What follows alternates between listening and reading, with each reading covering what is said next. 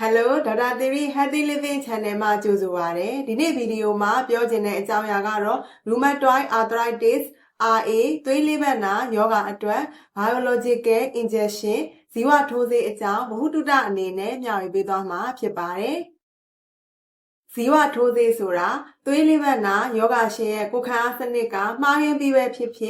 သို့မဟုတ် overactive အရန်တက်ချွပြီးမိမိခန္ဓာကိုယ်ရဲ့အဆစ်များကိုပြန်လည်တိုက်ခိုက်ခြင်းကိုထိန်းချုပ်ပေးတဲ့ဆေးဖြစ်တယ်။ဒီထိုးဆေးတွေဟာဓာတုပစ္စည်းအသုံးပြုခြင်းမဟုတ်ဘဲသက်ရှိ living cell ကနေအဆစ်မြင့်နည်းပညာဖြင့်ထုတ်လုပ်ထားတဲ့ monoclonal antibody အမျိုးအစားဖြစ်တယ်။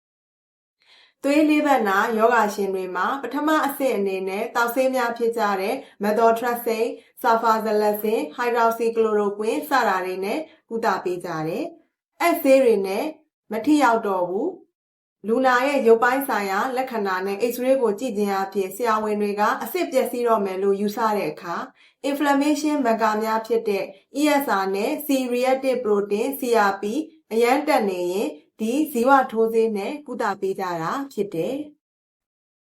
။ဒါကတော့ RA ကုသရာတွင်သုံးတဲ့အဓိကဇီဝထိုးဆေးအမျိုးအစားတွေပါ။ဒီဗီဒီယိုမှာတော့ဇီဝထိုးဆေး Adalimumab နဲ့ CQ Kinumab နှစ်မျိုးကိုအဓိကထားပြီးပြောပြပေးသွားပါမယ်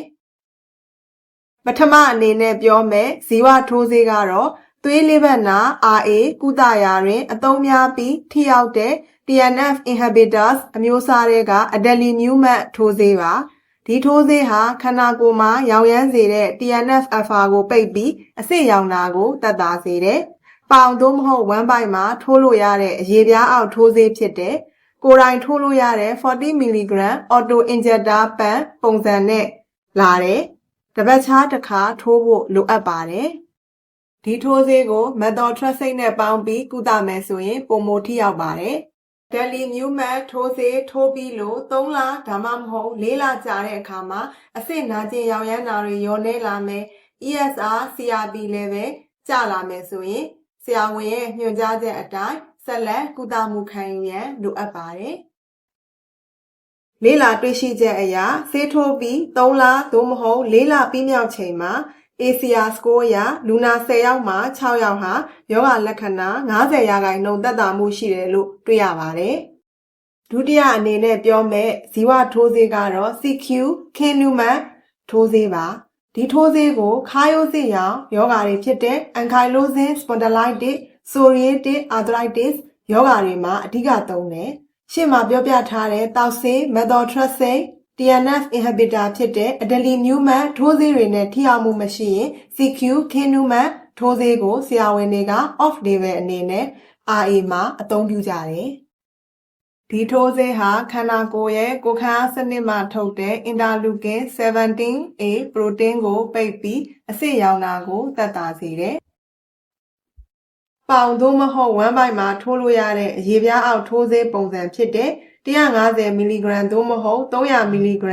ကိုယ်တိုင်ထိုးလို့ရတဲ့ auto injector pen ပုံစံနဲ့လာတယ်။ initial dose အနေနဲ့တစ်ပတ်တစ်ခါဇက်တိုင်း5ချိန်ထိုးဖို့လိုမယ်။ maintenance dose အနေနဲ့တစ်လတစ်ခါထိုးဖို့လိုအပ်ပါမယ်။ CQ Kinumab ထိုးဆေးထိုးလို့4လကြာပြီးတဲ့အခါမှာထိုးဆေးရဲ့တုံ့ပြန်မှုသိသာလာပြီးအဆစ်နာကျင်ရောင်ရမ်းတာတွေလျော့နည်းလာမယ်ဆိုရင်ဆရာဝန်ရဲ့ညွှန်ကြားချက်အတိုင်းဆက်လက်ကုသမှုခံယူရန်လိုအပ်ပါတယ်။ဇီဝထိုးဆေးတွေဟာကိုယ်ခံအားတစ်စိတ်တစ်ပိုင်းကိုကျဆင်းစေတဲ့အတွက်ယောဂပိုးဝင်လွယ်ပါတယ်။ဒါကြောင့် TB ယောဂပိုးနဲ့အသက်ရောင်အသက်ဝါဘီပိုးပုံမှန်စစ်ဆေးပေးရန်လိုအပ်ပါတယ်